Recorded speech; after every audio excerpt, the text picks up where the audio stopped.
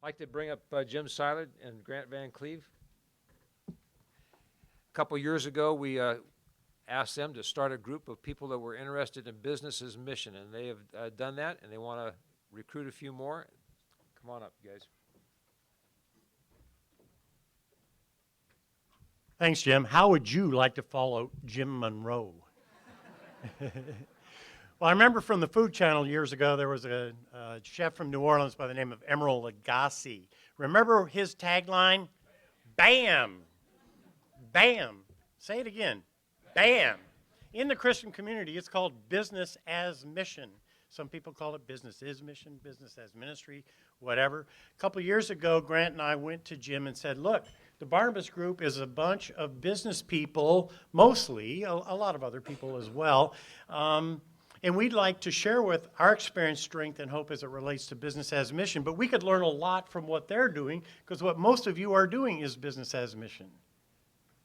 But I want you to think about a couple of things. One, those of you involved in human trafficking, praise God for that ministry. You know what happens to those girls principally after they've been sheltered, food, educated? They go out into their communities, and if they don't find a job or a livelihood, recidivism kicks in. Those of you that are involved in orphans, supporting orphans, as my wife and I do, what happens when they age out? Compassion International came to the Barnabas Group several years ago, and $650 million organization. And they get some of their top-level people to through the Christian community up into college education, and then they lose them. Why do they lose them? Because in America, we think getting a college education is the way to go. In the developing country, they sit down, and there's a caste system in every developing country. If you grew up in poverty, you do not get a job in your educational status without some connections. And that broke my heart. Got involved in business as missions. We go over, part of my ministry is to go over to those developing countries and help those people get into business for themselves and help them break through that community. And it's a powerful thing that we do.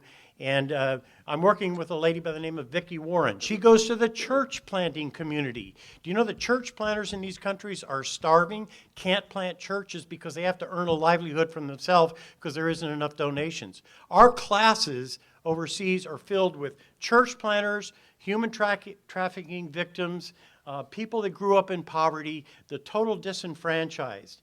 And we are helping to empower them to get into business for themselves. And we can teach you how to do that as well. And you can teach us powerful things about what you're doing in your work.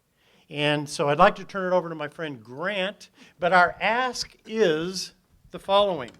Our ask is that you show up at the table over there before you leave, put your name on a piece of paper, and you will find that we're going to meet once a quarter for a lunch to share our business as mission experience.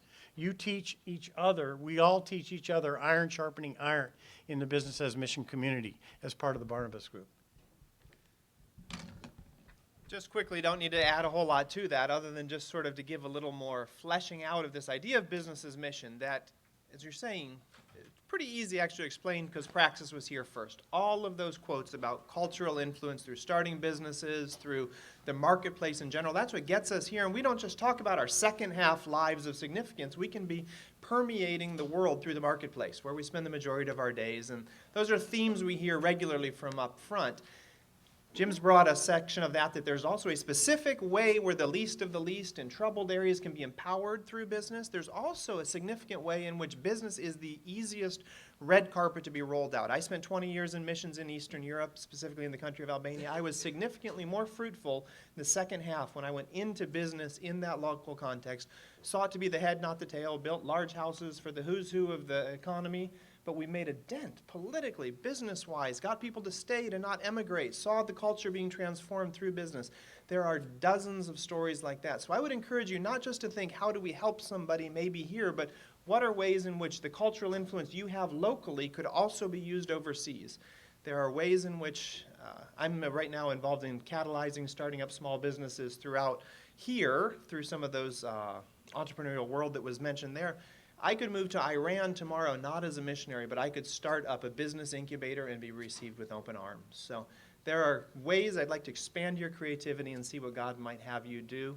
Join us in that quest of exploring those kind of opportunities. Thanks.